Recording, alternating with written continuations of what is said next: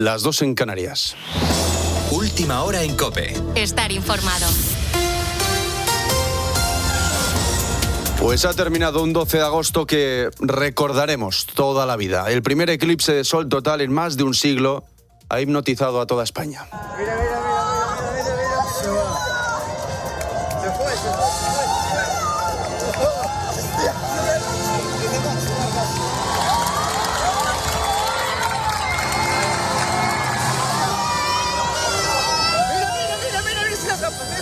Mira, quítatela. Mira cómo es.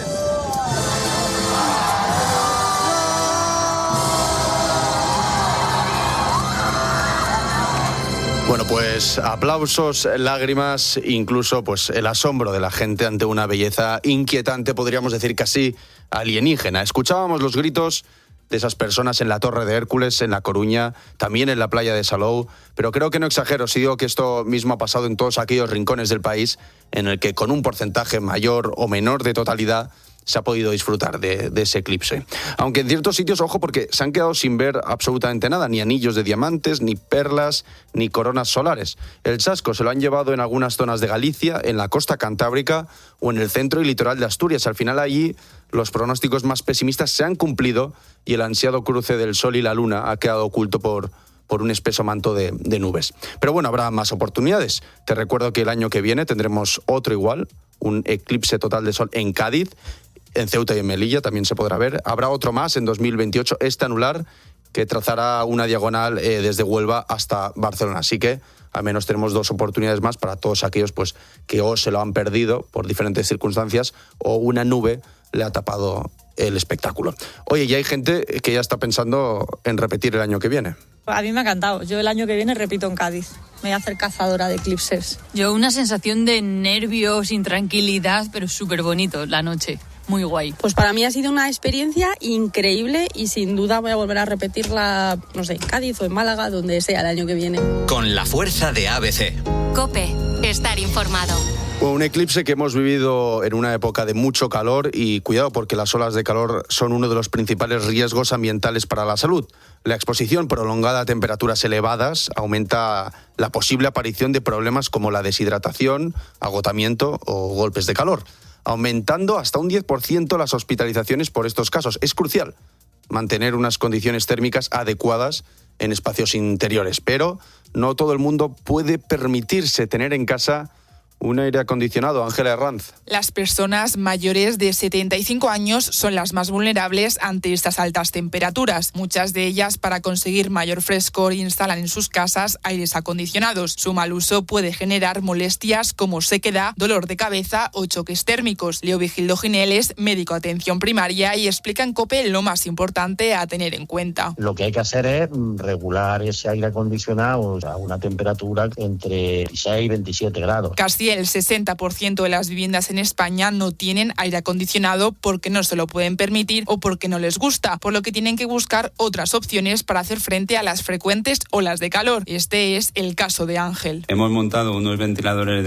en el techo y eso nos viene bastante bien. También lo que hacemos es salir cuando baja el sol. Bajar las persianas, ventilar por la mañana o por la noche o incluso evitar tener todo el día encendidos aparatos como la televisión son también medidas para conseguir reducir el calor que se puede acumular en los hogares. Gracias, Ángela. Y el Ministerio de Juventud e Infancia de Sira Rego reúne este mismo jueves hoy a las comunidades autónomas para abordar el crédito extraordinario de 25 millones de euros para Ceuta. Este será el único punto del orden del día.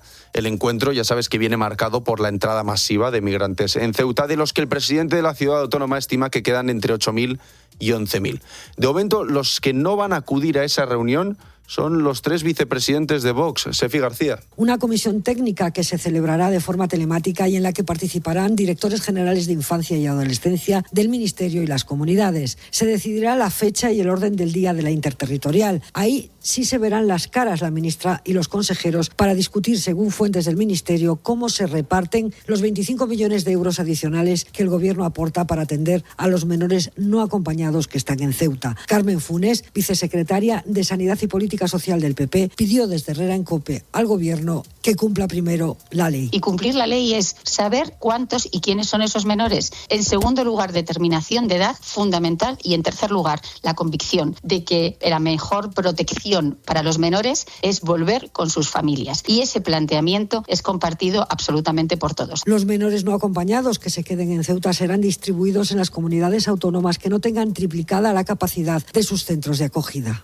Gracias, Efi. Y en los deportes, Rafa Jodar acaba de perder las semifinales del Masters 1000 de Montreal contra Nakashima por 2-0. Volvemos a las 4 de la mañana. Ahora sigues con más información. No, ahora sigues escuchando Las Calles con Carlos Moreno, el Pulpo.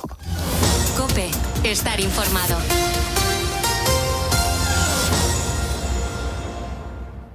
Estamos en la cadena COPE, seguimos poniendo calles. Yo soy Carlos Moreno, el Pulpo. Ya sabes que tú por escucharme eres un ponedor. Bueno, atención porque hoy vamos a abordar un tema que seguramente va a resonar, pues, no sé, pues en muchos de vosotros, de muchos ponedores que estáis ahora mismo aquí al otro lado de la radio, y es el síndrome del hermano mayor. Esto, todos los que han tenido hermanos, pues les ha parecido muy importante en la vida, ¿no? Claro, uno se pregunta, ¿pero realmente qué implica ser el hermano mayor? Bueno, más allá de las anécdotas o incluso de los roles familiares, este concepto tiene profundas raíces psicológicas que afectan sobre todo a la forma en la que los hermanos mayores ven el mundo, ¿no? Que son los que se relacionan con sus familias y cómo se enfrentan incluso en la vida, ¿no? Las personas. El síndrome del hermano mayor es un término que no está formalmente reconocido en psicología, es verdad, pero que se usa perfectamente para describir ciertos patrones de comportamiento y también emociones que pueden experimentar los primogénitos debido a su rol precisamente en la familia. Claro, yo necesito hablar con Macu Gortázar, que ella es la que nos pone un poco al día en ese tipo de sensaciones, ¿no? Macu, ¿cómo estamos? Muy buenas madrugadas. ¿Qué tal, Pulpo? Buenas madrugadas. Oye, ¿qué es esto exactamente del síndrome del hermano mayor? Da un poco como de miedo, ¿no? Sí, es verdad que ahora, bueno, pues como hemos cogido esta moda de ponerle nombre a todo, pero sí que es cierto que, bueno, cuando empiezas a investigar, empiezas a ver un poco pues patrones, maneras de actuar de las personas, pues empiezas a ver que hay elementos comunes, ¿no? Entonces, digamos que este síndrome del hermano mayor tiene un poco que ver con la sensación que se queda a los hermanos mayores de tener, por un lado, una sobreresponsabilidad, ¿no? Que muchas veces ni siquiera es algo explícito. O sea, no es que tus padres te hayan responsabilizado, sino que, digamos que como que la propia dinámica familiar, cuando empiezan a venir hermanos pequeños, te coloca en un lugar en el que de repente tienes que verte con una responsabilidad que a veces pues no has elegido, ¿no? Y que de alguna manera, bueno, pues está un poco implícita en el rol de hermano mayor. Claro. Y una sensación también que se queda un poco de muchos hermanos no lo manifiestan, como que qué injusto o cómo me he enfadado en algunos momentos de mi vida cuando me he sentido tratado de manera injusta, cuando yo comparo cómo me trataron a mí con respecto a cómo trataron a mis hermanos después, claro, ¿no? O sea, como que se suele decir que los padres son más laxos a medida que van teniendo más hijos, y entonces pues esta sensación un poco de que, bueno, pues fueron más estrictos, te hacen ser más responsable, te hacen incluso ser más estricto contigo mismo, te hacen incluso pues acumular ciertas emociones a veces, pues bueno, ¿no? Que son pues más de enfado, ¿por qué mi hermano podía salir hasta las 5 de la mañana y yo a las 12 tenía que estar en casa, ¿no? Un poco claro, esta sensación que se queda, que hace que bueno, que tengamos hermanos que se sientan en algunos casos a veces un poco solos, en algunos casos un poco, pues eso, ¿no? Enfadados o con ciertas emociones que van arrastradas, y sobre todo eso, ¿no? Hiperresponsables y como con esa sensación de que tienen que ser como pues un poco el padre 2 o la madre 2, ¿no? Que esto sucede. Porque claro, ese término es, Macu, ¿es un término formalmente reconocido en psicología o bueno, a lo mejor es simplemente, oye, una definición de unas sensaciones y de unos momentos que realmente ocurren en las personas? Sí, o sea, lo que al final vemos los psicólogos es cuando, de alguna manera, cuando una persona viene a consulta con un determinado patrón, por ejemplo, pues es un clásico que venga alguien, pues igual, pues no sé, de mediana edad, ¿no? Pues entre los 40 y tantos años, y empieza a contarte pues que no puede desconectar del trabajo, que empieza a contarte que en su casa tiene que tenerlo todo controlado, de estos padres, madres perfectos, que está como siempre enfadado con la vida. Entonces, al final, no es que todo tenga que ver con el hecho de haber sido hermano mayor, pero sí que es cierto que cuando tú empiezas a mirar la historia de la gente y dar sentido a ese tipo de comportamientos o sensaciones o emociones que tiene una persona, acabas viendo ciertos patrones comunes, ¿no? Entonces, al final dices, oye, pues probablemente tú heredaste o adquiriste esa hiperresponsabilidad, parte pues porque te hiciste hermano mayor y en un punto pues digamos que perdemos la atención, ¿no? Los hermanos mayores, porque llegan hermanos más pequeños, porque nuestros padres están más cansados y son más laxos con los siguientes hermanos que vienen, y al final, bueno, pues no determina 100% tu manera de actuar a partir de entonces, pero sí que se ha visto que bueno, pues que influye, ¿no? De alguna manera que tú hayas sido hermano mayor para ese tipo de comportamientos que se van a desarrollar luego en el futuro, ¿no? Es un poco como parte de tu identidad, tiene que ver con que tú eres hermano mayor y ocupas un rol determinado dentro de tu familia, ¿no? Totalmente. Luego hay otra cosa también que me llama mucho la atención son las características, ¿no? Claro, uno se pregunta las características que puede asociarse, por ejemplo, con el rol del hermano mayor. Me refiero a las dinámicas familiares, porque también tienen su responsabilidad. Claro, por eso digo, o sea, yo por ejemplo, yo soy hermana mayor y yo lo veo en mí, claramente, y también lo veo en mi hija, que es hermana mayor de su hermano, ¿no? Y al final, pues lo que vemos son niños que en un primer momento, a nivel evolutivo de desarrollo, tienen pues siguen una serie de pasos, que es los pasos normales que da el ser humano, ¿no? Pues uno empieza pues a aprender a andar, empieza a comer solo, empieza a saber ir al baño, ¿no? O sea, determinadas cosas que van pasando. Lo que vemos es que los hermanos mayores suelen ir en algunos de estos, digamos, en estos hitos del desarrollo, a veces van más rápido solo porque tienen un hermano mayor de referencia, ¿no? Claro. Y de repente, pues solamente por el hecho de que tu hermano empieza a andar, no lo sé, 6 meses antes de lo que lo hiciste tú, tus padres se ponen muy contentos, ¿no? Y entonces, ¡oh, qué bien! Mira, aprendió a andar en vez de al año y medio al año, ¿no? Entonces empezamos, bueno, pues tenemos ya cierta cosa de yo me comparo inevitablemente con mi hermano, porque parece que mi hermano es más listo que yo o hace cosas más rápido que yo, ¿no? Yeah. O parece que mis padres hay cosas en las que le felicitan antes de lo que lo hacían conmigo, ¿no? Yeah. Vemos también, entonces existe esta sensación de, en cierto modo, de competitividad o de sensación de que al otro le prestan más atención, de que el otro con unos tenemos ciertas diligencias que conmigo no tenía, ¿no? Entonces nos queda un poco esta sensación, un poquito de injusticia de fondo, claro. Pero también tenemos la sensación de que tenemos que ser ejemplo de nuestro hermano, que tenemos que cuidar de nuestro hermano. De hecho, como que hay muchas frases de padres, ¿no? De, oye, vigila a tu hermano cuando vayas a no sé qué, ponte bien que tu hermano te copia, ¿no? Entonces estos mensajes que nos van llegando nos hacen ser como mini padres, ¿no? Claro. Y eso pues suelen ser características bastante comunes de estos perfiles de hermano mayor, ¿no? Uh-huh. Porque ¿tú crees que existen diferencias significativas, me refiero, en la crianza y también las expectativas hacia los hermanos mayores frente a los menores? Porque claro, es que les cargas de responsabilidad, ¿eh?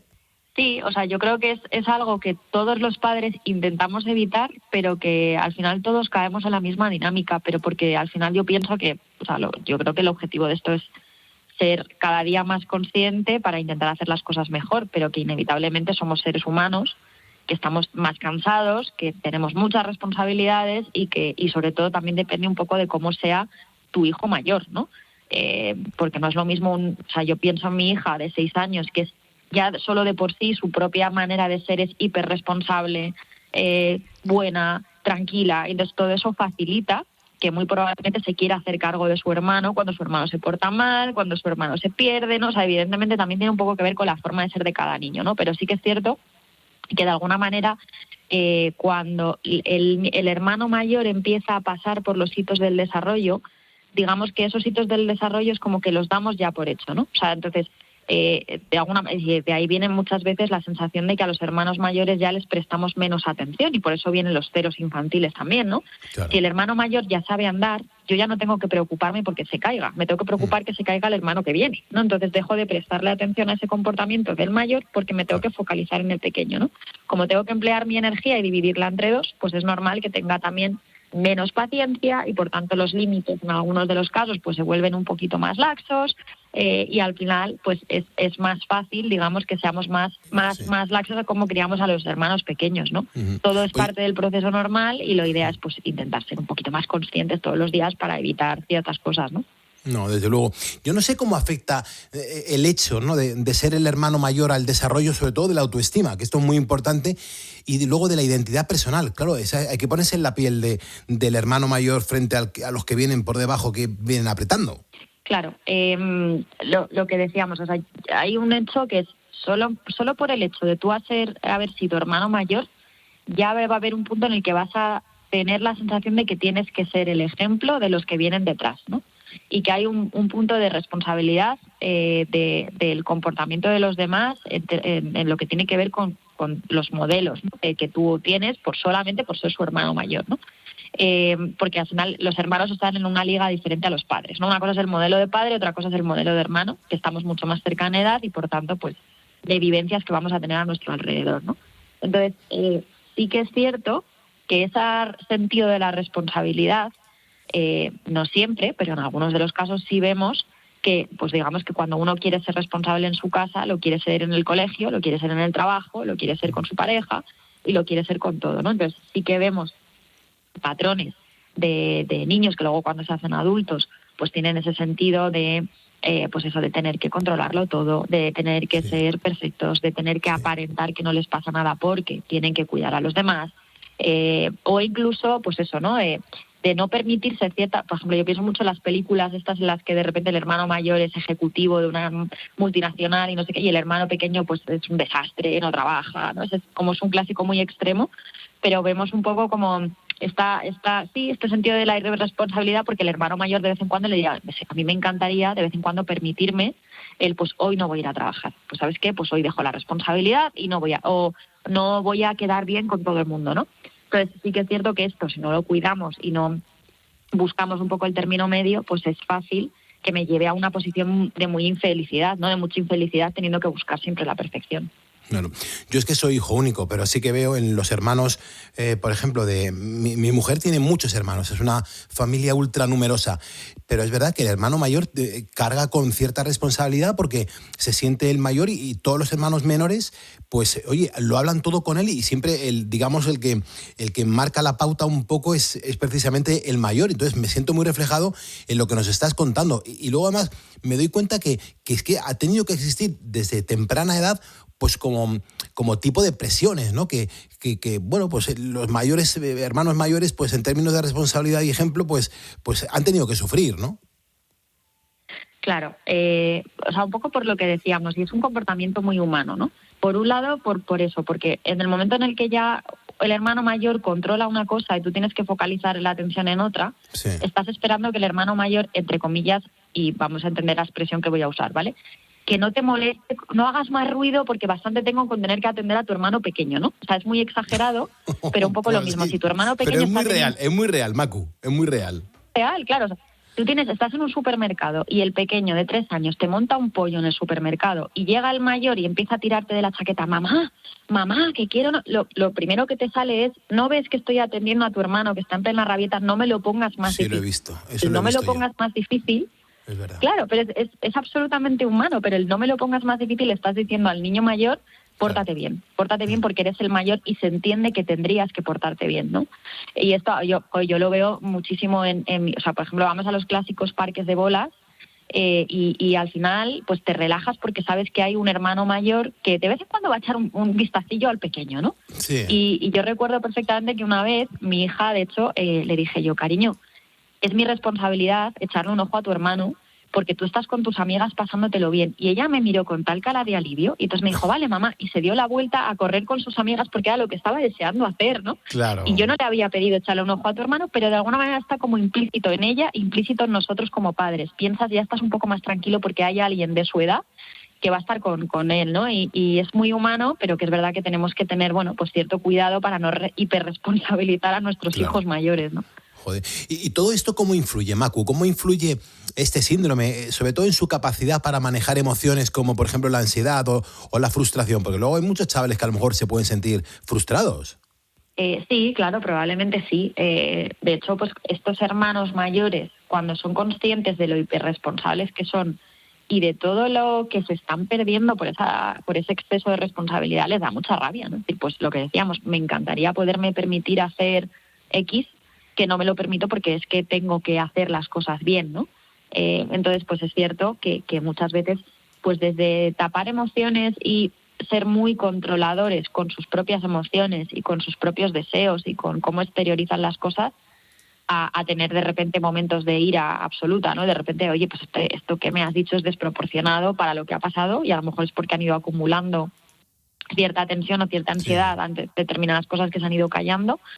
En otros momentos, de repente, tenemos crisis de vitales, ¿no? De repente, pues un hermano mayor que de repente con 45 años decide que se divorcia, que deja su familia y que se quiere ir a vivir al Caribe. Y después te has vuelto loco. No, probablemente ha sido una cuestión de que quizás se ha ido planteando su vida en función a lo que se esperaba que tenía que hacer y de repente a los 45 decide que no es eso lo que quiere, que quiere otra cosa, ¿no?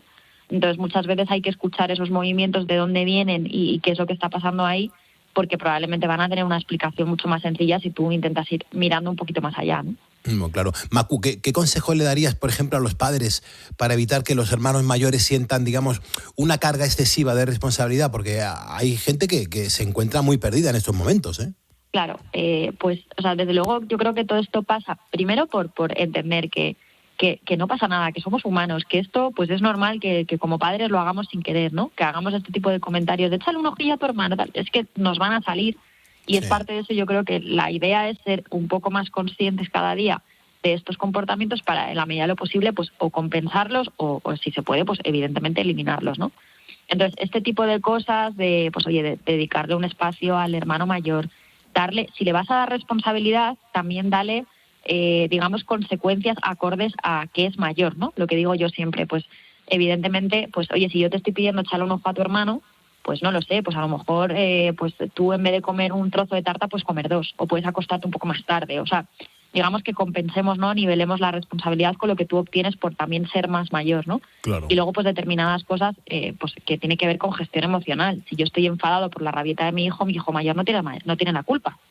Entonces, a veces respirar 2 veces y entender que son personas diferentes, con ciclos diferentes, pues también en algún momento nos pueden ayudar, ¿no? Y tampoco pasa nada por pedir perdón. Yo le pido perdón a mi hija millones de veces. Cariño, en esto me he equivocado, en esto no tenía que ver contigo, sino con tu hermano, ¿no? Que nos vean vulnerables y personas que entendemos, que reflexionamos y que reculamos y que intentamos volver a hacer las cosas mejor, pues yo creo que es lo más maravilloso de todo como padres.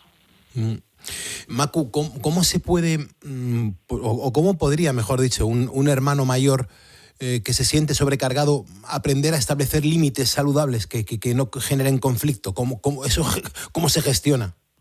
Claro, eso es dificilísimo, el famoso manejo del no, porque eso tiene que ver con aprender a ser un poco más asertivos, pero sobre todo tiene que ver, o sea, tú no puedes ser asertivo si tú no sabes lo que te pasa, ¿no? Entonces yo muchas veces cuando me dicen, no, quiero ser más asertivo y poner límites, ya, pero primero tienes que saber qué límites son los que quieres poner, claro. Porque muchas veces esto parte porque la gente no sabe poner límites porque ni siquiera se ha cuestionado lo que quiere, ¿no?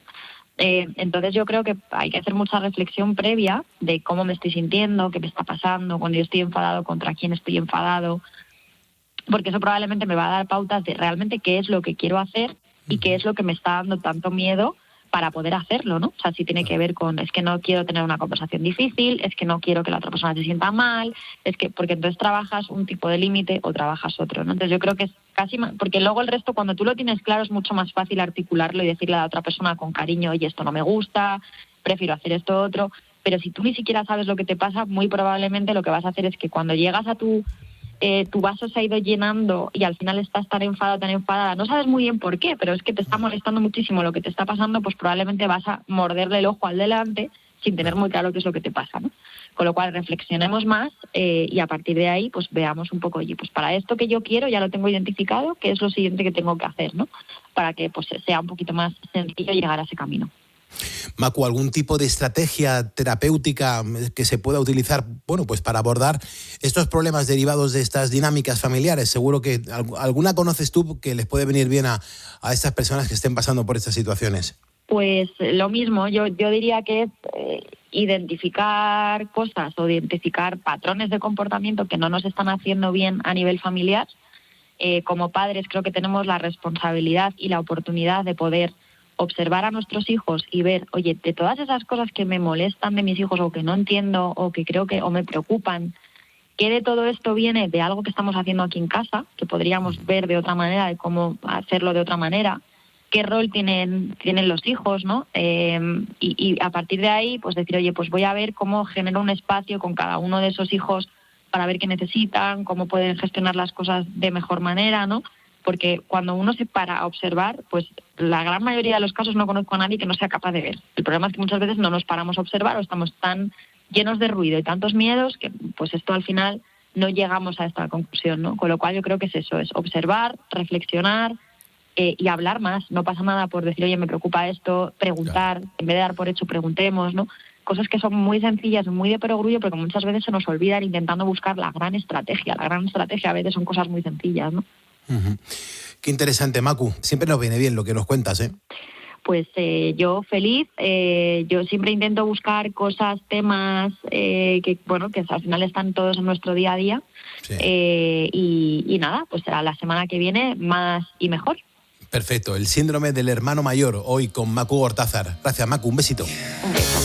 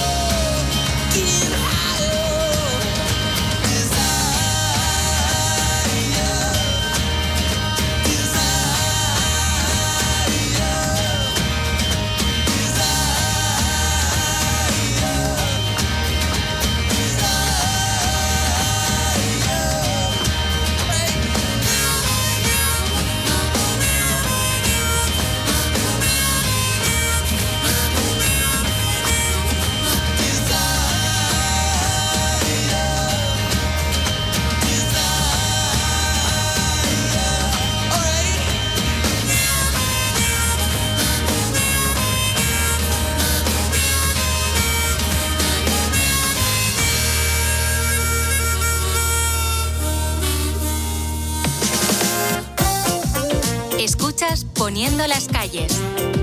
Con Carlos Moreno, El Pulpo. COPE, estar informado.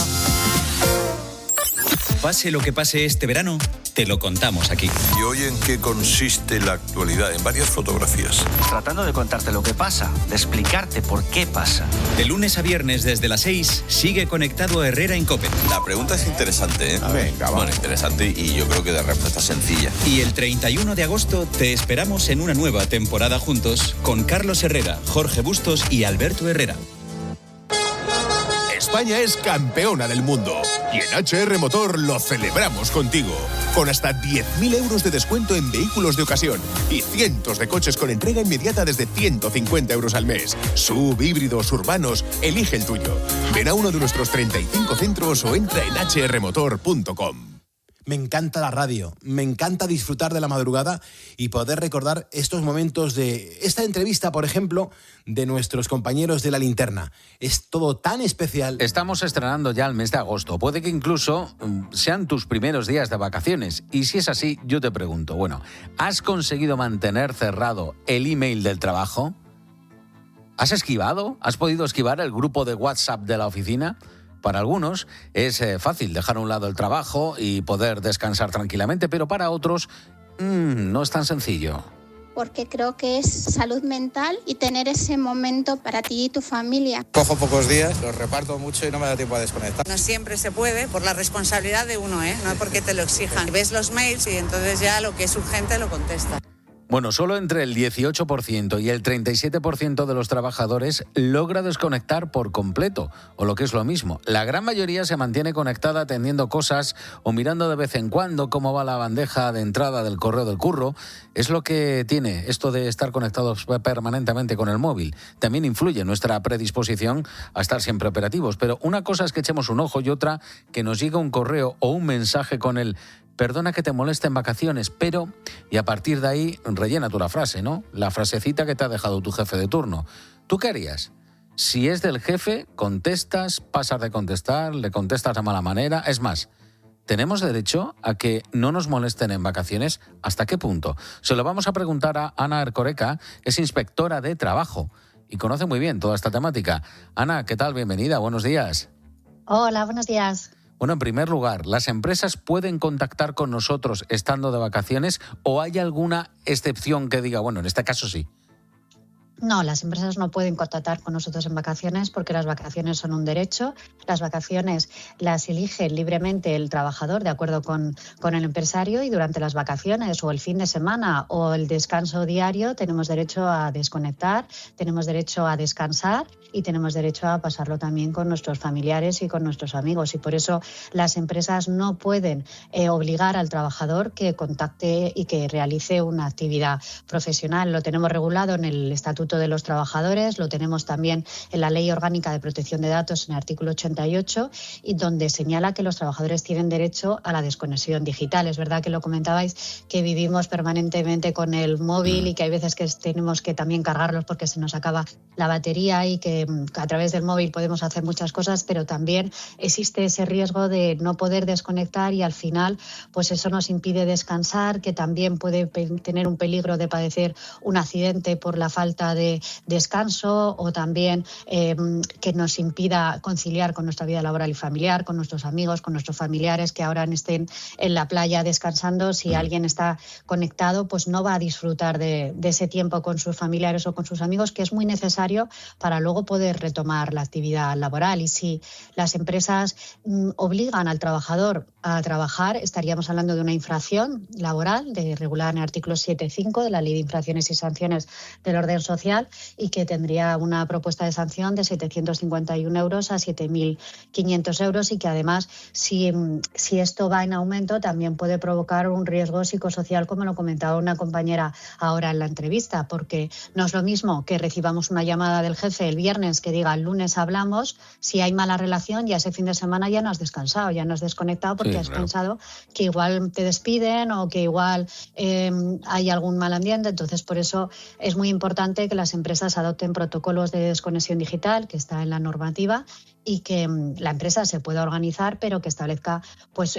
respuestas automáticas al trabajador, que el correo electrónico le entre más tarde, por ejemplo, pues el lunes cuando ya vuelve del trabajo y permitir que el trabajador desconecte, descanse y que pueda disfrutar de sus vacaciones, que son un derecho y son necesarias. Oye, Ana, ni siquiera una urgencia de verdad justifica que se pueda molestar al trabajador en vacaciones.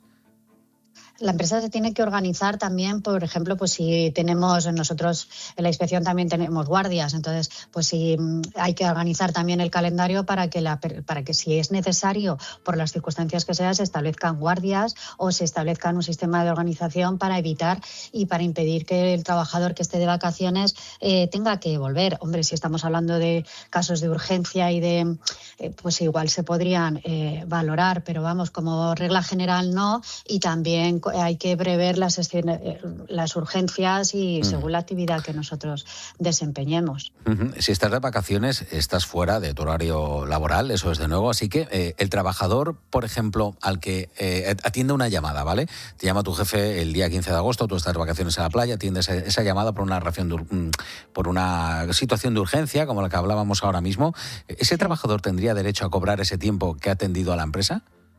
Claro que sí, porque en el momento que la empresa conecta con el trabajador y le obliga o le pide que haga un trabajo, eso son horas extras y se tienen que cotizar, se tienen que abonar o compensar con descanso, y además sirve como medio de prueba tanto los WhatsApps que se envíen al trabajador como las grabaciones. Hay jurisprudencia tanto del Supremo de 20 de febrero de 2006 y se pueden aportar como pruebas de tanto los correos electrónicos, las grabaciones y los WhatsApps de que ha habido una petición por parte de la empresa para que continúe con su actividad laboral y que realice una actividad de trabajo, y los trabajadores tienen que saber que es un derecho y que la empresa no debe exigir al trabajador que continúe prestando servicios más allá de lo que tenemos de jornada, tanto en el descanso diario, que son las 12 horas, como en el descanso semanal, que son día y medio o 2, según lo que tengamos por convenio colectivo, y durante nuestras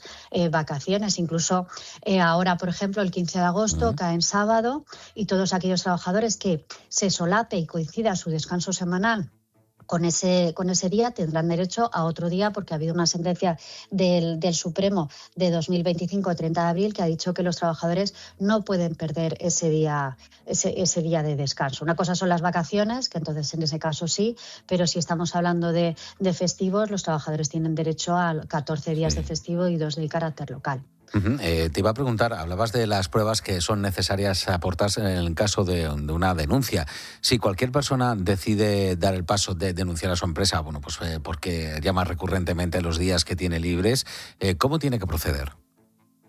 Podría interponer una denuncia en Inspección de Trabajo y Seguridad Social, aportar las copias de los WhatsApp para que sirvan como prueba, para que se vea que la empresa ha intentado ponerse en contacto con el trabajador, que le ha pedido que trabaje, también los correos electrónicos, y entonces ahí se diría una infracción a la vulneración del descanso, con una infracción de 751 euros a 7.500 euros. Tuvimos un caso que fue un suicidio de un trabajador que tenía sobrecarga de trabajo, y la empresa le exigía, y entonces llegó un momento determinado que este señor, pues lamentablemente, decidió acabar con su vida y se suicidó. En principio la empresa consideró que no era accidente de trabajo porque había sido un acto voluntario por parte del trabajador, y que no había sido en tiempo de trabajo porque había sido en su casa y fuera de su jornada. Al final, por los correos electrónicos se demostró que este señor estaba trabajando, porque se suicidó por la noche a las 4 de la mañana. Se demostró que el suicidio no tenía que ver con su situación personal, porque había cartas e emails que había dejado a su familia y a sus compañeros, y porque era una situación que la empresa conocía y que no se había hecho nada, y después de una evaluación de riesgos psicosociales con la excesiva carga de trabajo, nos habían puesto medidas, y por eso se propuso también acta de infracción. En este caso, la sentencia del Tribunal Supremo de 17 de julio de 2024 declaró que el suicidio de este trabajador era motivado por el trabajo. Se demostró por las conexiones VPN que el suicidio ocurrió por la noche y estaba trabajando, y por eso también se consideró como un accidente de trabajo. Entonces, todos los correos electrónicos, las grabaciones, los WhatsApp sirven como medio de prueba, y las empresas lo que tienen que hacer es un protocolo de desconexión digital. Hay muchos convenios colectivos que regulan ya la desconexión digital, como por ejemplo pues establecer las reuniones dentro de determinadas horas, no mandar correos electrónicos fuera, y si no, pues como yo a veces mando, pues establecer una que llegue más tarde, que llegue pues el lunes a las 9, para que no molestar al trabajador o a las empresas durante el fin de semana, y también que quede claro que el trabajador no tiene por qué responder. La empresa puede mandar correos, pero no puede obligar a que responda el trabajador. Bueno, pues esperemos, Ana, que los casos que se puedan dar a la gente que nos está escuchando no lleguen al extremo que nos contabas ahora mismo, que un trabajador, bueno, pues decida poner fin a su vida por el estrés o la ansiedad que le está generando el continuo trabajo al que le están sometiendo. Pero hay que tener en cuenta que si estamos de vacaciones o estamos librando, ese tiempo es sagrado para el descanso. Ana Erkoreka, inspectora de trabajo, muchas gracias por atendernos y feliz verano. Gracias, que paséis muy buen verano.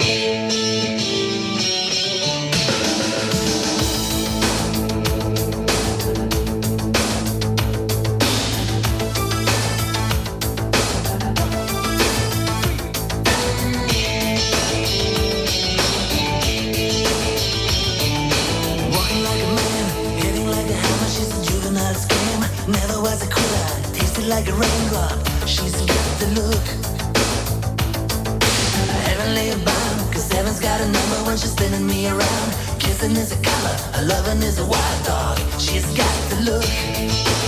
She's got the look. She's got the look. She's got the look. She's got the look. What in the world can make a brown-eyed girl turn blue?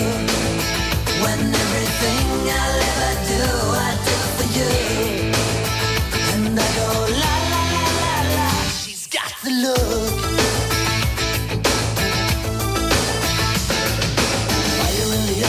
Naked to the bone as a lover's disguise. Banging on the head drum, shaking like a mad bull. She's got the look. Swaying to the band, moving like a hammer. She's a miracle man. Loving is the ocean, kissing is the wet sand. She's got the look. She's got the look. She's got the look. She's got the look. She's got the look. What in the world can make a brown-eyed girl turn blue? When everything I'll ever do, I do for you. And I go la la la la la. She's got the look.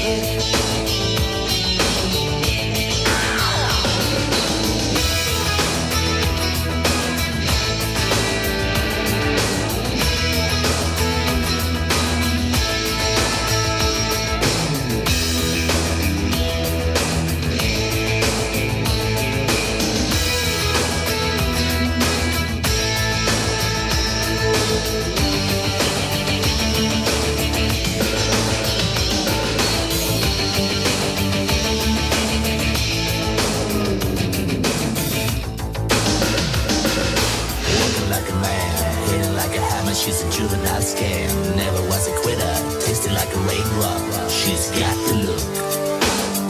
And she goes na na na na na na na na na na na na na. She's got the look. She's got the look. She's got the look. She's got the look. She's got the look. What in the world can make a brown-eyed girl turn blue? When everything I'll ever do, I do for you. And I go la la la la la. She's got the look. What in the world can make you so blue? When everything I'll ever do, I do for you. And I go la la la la la. Na na na na na na na na na na na na. She's got the look. She goes na na na na na na na na na na. She's got the look. She's got the look. She goes na na na na na na na na na na na na. She's got the look. She's got the look. She goes na na na na na na na na.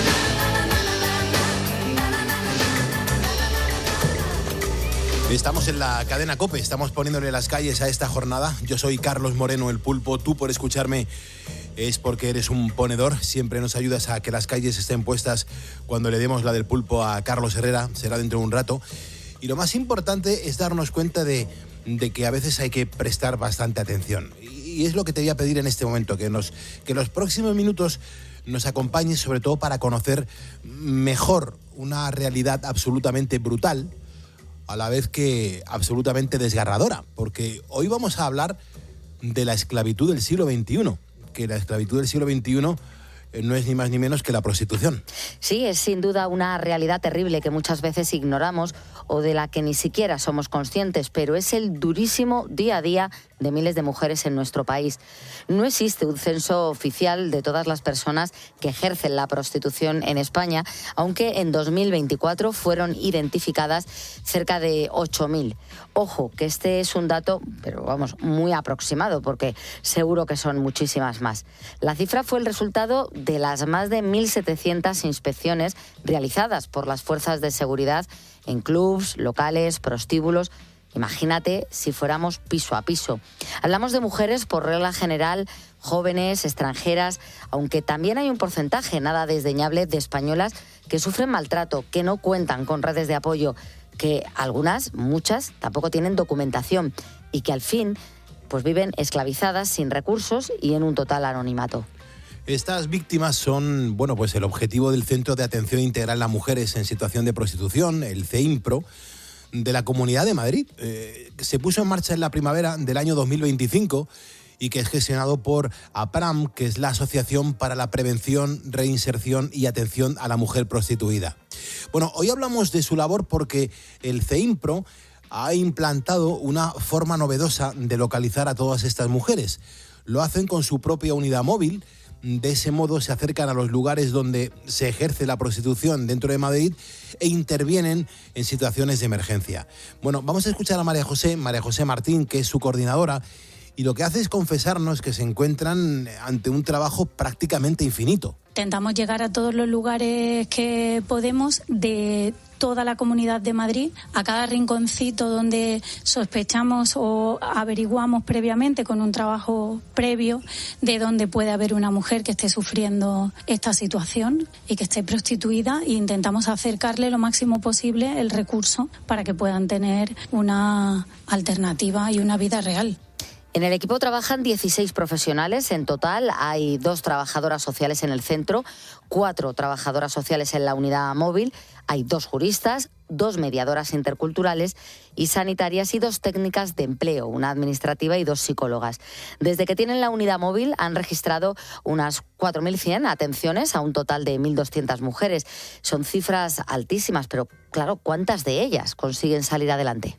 In situ, que es con la furgoneta, se han realizado muchísimos más expedientes, digámoslo así, en torno a unos 300 expedientes. Que llegan al centro, llegan muchas menos porque la situación es muy compleja para ellas, es muy difícil y bueno, también llevamos poco tiempo atendiendo aquí, pero un total de unas 33 mujeres se han acercado al centro. Tenemos un itinerario individualizado de inserción con cada una de ellas y podemos decir que bueno, que hemos obtenido 2 inserciones laborales. La verdad que es auténticamente estremecedor. Es estremecedor porque se estima que solamente en Madrid hay más de 20.500 mujeres en esta situación.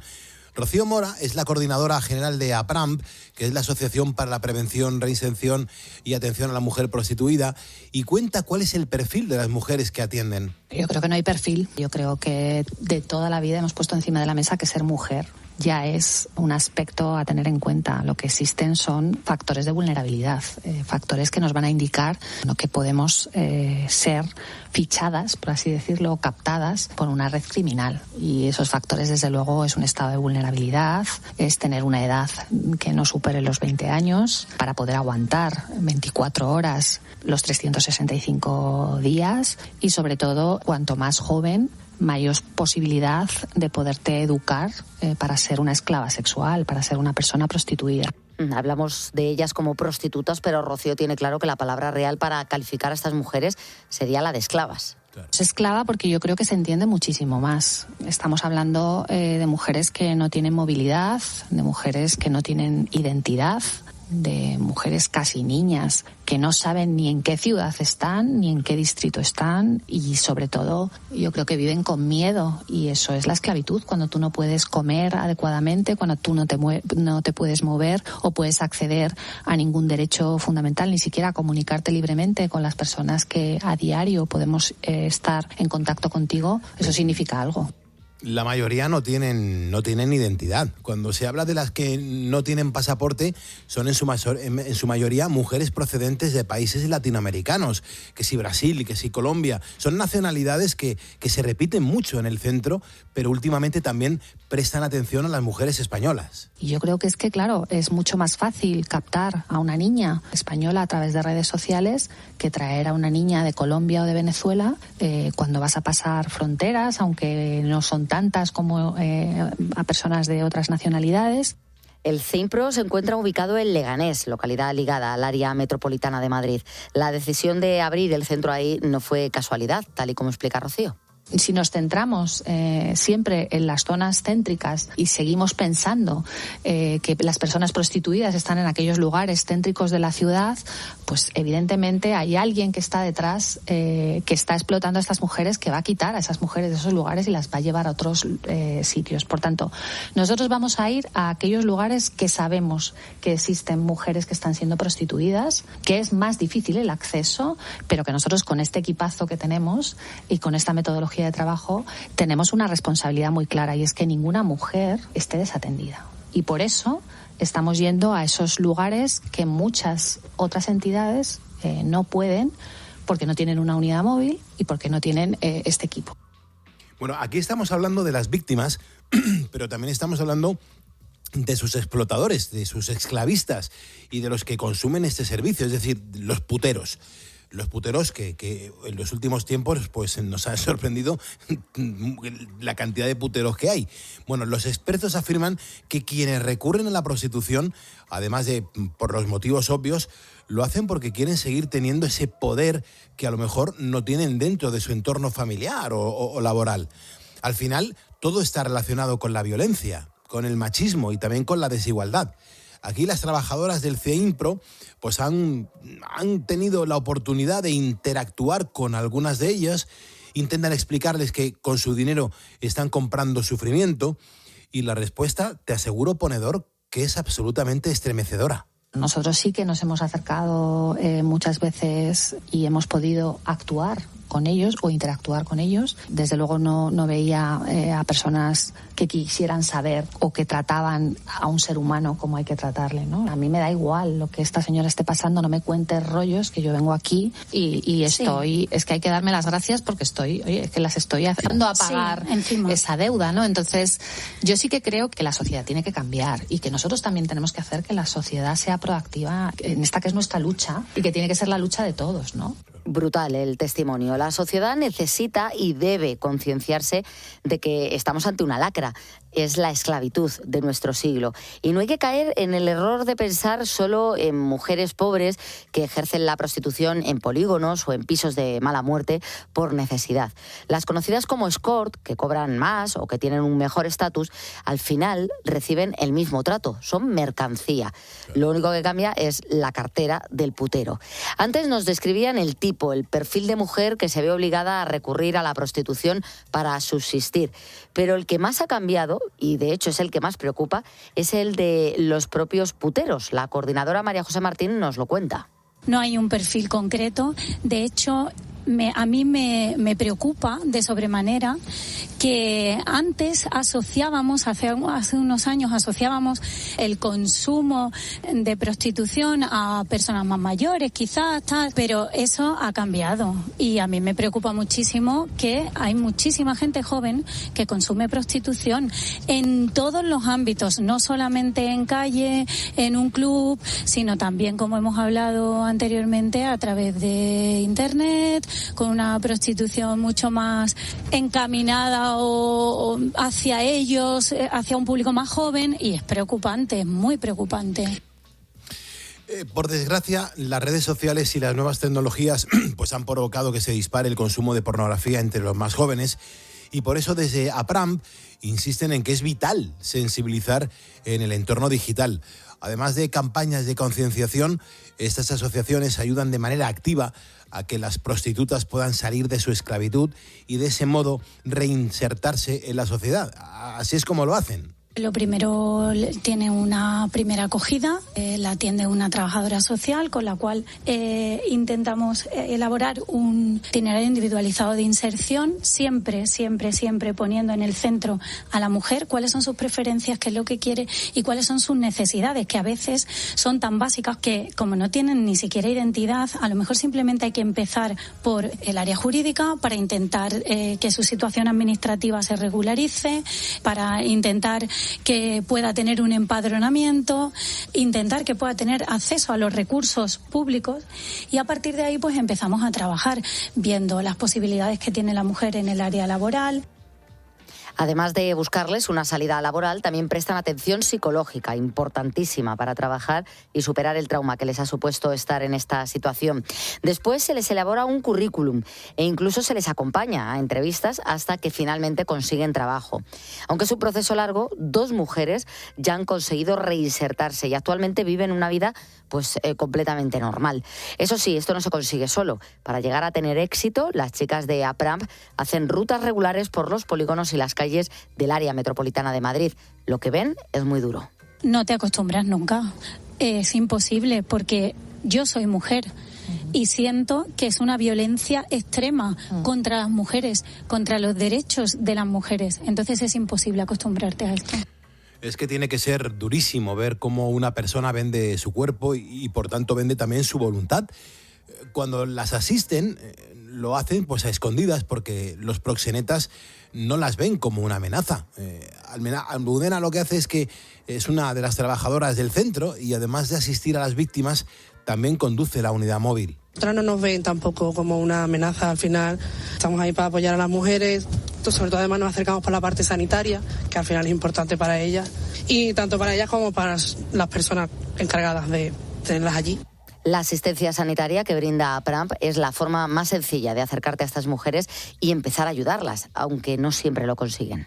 Es de una chica que tuvieron que hacerle un legrado y bueno, pues cuando te hacen un legrado tienes que reposar y demás, y entonces esta chica como no podía reposar por la actividad que está haciendo, seguía sangrando y no se encontraba bien, no se llegaba a recuperar y demás, y bueno, pues era complicado, nosotros acudíamos a verla, pero pues no podía salir de ahí.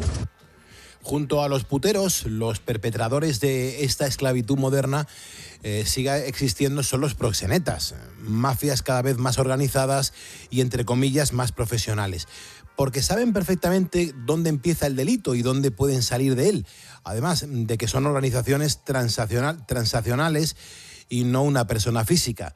Claro, esto es un sistema que está blindado, que se nutre de la necesidad de las mujeres. Gracias a la coordinación de APRAM con las fuerzas y cuerpos de seguridad del Estado, se han podido desarticular pues algunas células, y es que, claro, su misión, además de atender, es la de ver y de recabar información vital para que los agentes puedan actuar. A mí me sigue pareciendo asombroso que esto ocurra aquí en nuestro país, en Madrid, en la capital de España, la cuarta economía de la Unión Europea, donde batimos récords de prostitución en comparación con otros países de nuestro entorno. Bueno, pues Rocío Mora, de APRAMP, afirma que no es una cuestión de dinero, sino de valores. A mí siempre me ha dado muchísima vergüenza, y más cuando sales de nuestro país para decir que lo estamos haciendo bien, porque realmente sí que hemos avanzado en muchas cosas. No hemos avanzado en igualdad de derechos, en eso no hemos avanzado cuando estamos hablando de mujeres prostituidas o mujeres que están expuestas para poderlas comprar. Es que un ser humano no se compra y a la vez pueda ser vendido, porque eso no lo hemos contado, pero una mujer que viene con un proxeneta puede ser vendida a otro proxeneta. Mira, tanto Rocío como María José como Almudena admiten que cuando vuelven a casa todo lo que han visto, lo que han vivido a las mujeres que han socorrido es una realidad que no pueden borrar. Y tampoco quieren hacerlo porque, aunque sea algo durísimo, ellas luchan todos los días para que esas miles de mujeres que sufren a diario en nuestro país sean liberadas y que la prostitución, la esclavitud moderna se erradique de una vez por todas, con lo cual sepamos lo que también se cuece en ciertos entornos. Otra triste historia como tantas que he escuchado, de un amor imposible, de un romance mal logrado. Dicen que ya era otro día más en la playa de Ipanema. Se encontraba un doctor de puesto superior con su hija Lorena, sentada en un bar y esperando al papá. Lorena escuchaba un piano, el pianista sonrió y Lorena cayó por aquel triquenio.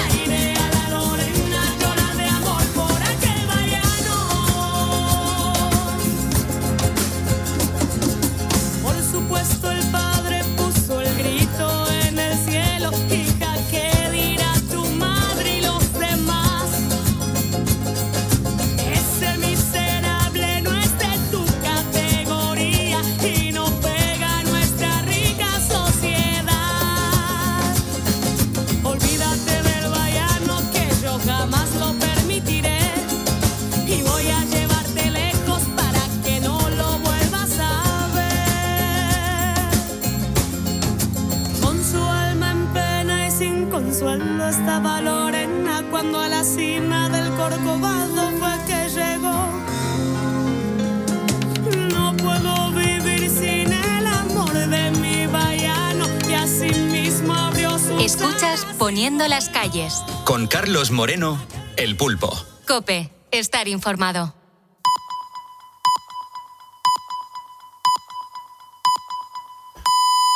Son las 4 de la mañana, las 3 en